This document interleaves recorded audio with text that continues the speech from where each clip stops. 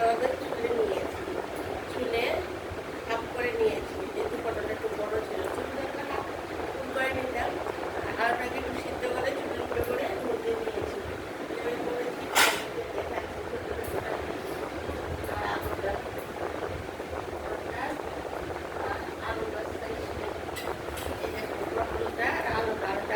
সেদ্ধ করে নিয়েছি আর পটলটা এরকম সাইজ করে ভাজা করে নিয়েছি, নিয়ে আলুটা ভালো করে ভেজে নিয়েছি।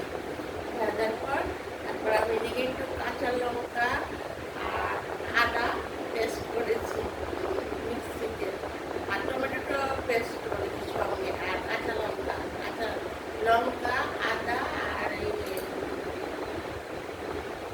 টমেটো। তারপর কড়াইয়ের মধ্যে তেলটা গরম হওয়ার পর তেজপাতা দিয়েছি, দিয়ে এই আদা এটার সঙ্গে এই পেস্টটার সঙ্গে 1 চামচ জিরের গুঁড়ো, 1 চামচ চালের গুঁড়ো আর স্বাদ মতো যদি তোমরা একটু ঝাল খেতে চাও, আমার বাড়ি একটু ঝাল খাই বলে আমি একটু গুঁড়ো লঙ্কা দিয়েছি, ভালো লাগে, কাঁচা লঙ্কা দেবে না যারা ঝাল না খায়। দিয়ে জিরের গুঁড়ো দিয়ে তেলটার মধ্যে জিরে ফোড়ন দিয়ে তারপর মশলাটাকে ভালো করে কষিয়ে নিয়ে তারপর ভাজা পটল আলুটাকে ভালো করে কষিয়ে নিয়ে তারপর ঝোল দিয়ে দিয়েছি, দিয়ে একটু ঝোল এটা লাগাবো, এটাতে এমনি শুকিয়ে যাবে, যেহেতু আলু আর পনির করেছে। তারপর পনিরটাকে কিনে ভাজবে, ভেজে দেবে দিতে পারো। আমি এই পনিরটা তারপর ঝোলটা যখন হয়ে আসছে পনিরটা ছেড়ে দিয়েছি কাঁচা, আমি পনির ভাজি না, আর তোমরা যদি মনে করো পনির ভেজে দেবে দিতে পারো, কিন্তু আমার পনিরটা ভাজতে ভালো লাগে না, তখন এটা ছেড়ে দিয়েছি।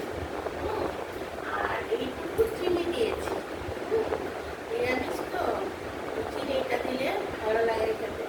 আর নামানোর আগে 1 চামচ গরম মশলা আর 1 চামচ ঘিটা হয়েছে যা বুঝে খাবে, এই প্রেশার টেশার হলে দেবে না।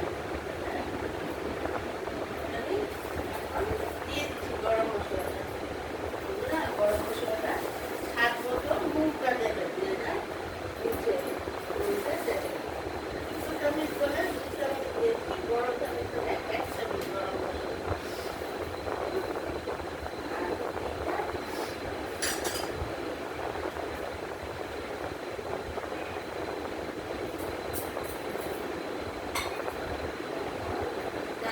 হয়ে গেছে, এখন আমি 2 মিনিটের মধ্যেই নামিয়ে নেব। কাঁচা লঙ্কা আদা জিরে ধনে, জিরের গুঁড়ো 1 চামচ, বড় চামচের ধনে একটু চিনি সব কিছু দিয়ে, চিনিটা পরে দেবে মানে না ঝোলটা দেওয়ার পর মশলাটা কষিয়ে তারপর আর পনিরটা কাঁচা ছেড়ে ঝোলটা দেওয়ার পর ছেড়ে দিয়েছি, তারপর হয়ে যাচ্ছে, আমি নামিয়ে নিয়েছি।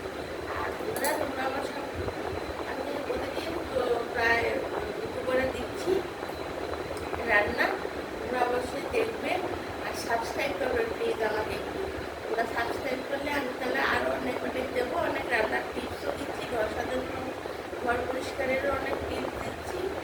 তারপরে দুপুরে আসছি, সন্ধ্যায়ও চায়ের আড্ডায় আসছি। আর প্লিজ আমাকে একটু সাবস্ক্রাইব করে দাও, তোমরা সাবস্ক্রাইবটা করতে ভুলে যাও প্লিজ, আর একটু কমেন্টও করবে। আর এখন হচ্ছে নামিয়ে যাচ্ছি।